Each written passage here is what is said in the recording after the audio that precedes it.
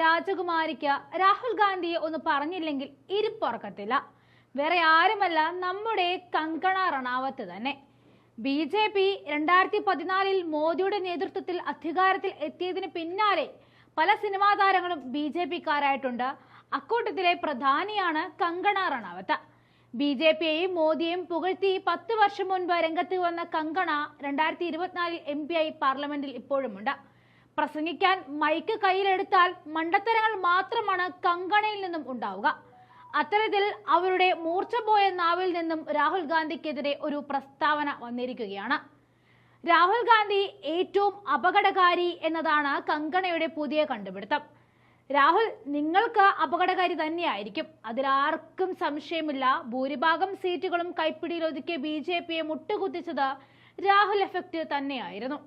തന്റെ മണ്ഡലമായ മാണ്ടി ലോക്സഭാ മണ്ഡലത്തിൽ നടന്ന തെരഞ്ഞെടുപ്പ് റദ്ദാക്കണമെന്നാവശ്യപ്പെട്ടുകൊണ്ടുള്ള ഹർജി കോടതി ഫയൽ സ്വീകരിച്ചതോടെ കങ്കണയുടെ തലയുടെ വെളിവ് പോയിരിക്കുകയാണ്.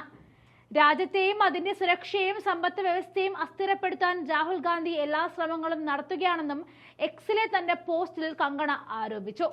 പുതിയ ഹിൻഡൻബർഗ് റിസർച്ച് റിപ്പോർട്ടുകളും market regulatory securities and exchange board of India chairperson Madhabi ബുച്ചിനെതിരായ ആരോപണങ്ങൾ സംബന്ധിച്ച് കോൺഗ്രസ് MP രാഹുൽ ഗാന്ധി അഭിപ്രായം പറഞ്ഞിരുന്നു. ഇതായിരുന്നു രാഹുലിനെ നേരെ തിരിയാൻ കങ്കണയെ പ്രേരിപ്പിച്ചത്.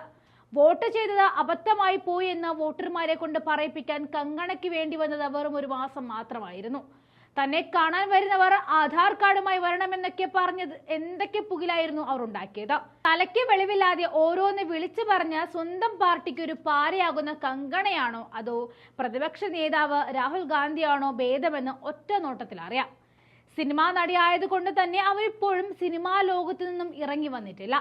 സ്മൃതി ഇറാനി ഒന്നടങ്ങിയ ശേഷം കങ്കണ രാഹുലിനെതിരെ വാളെടുത്തു. എന്നാലും രാഹുലിന്റെ അടുത്തിരിക്കാനുള്ള ഒരു യോഗ്യത പോലും അവർക്കില്ല എന്നതാണ് സത്യം.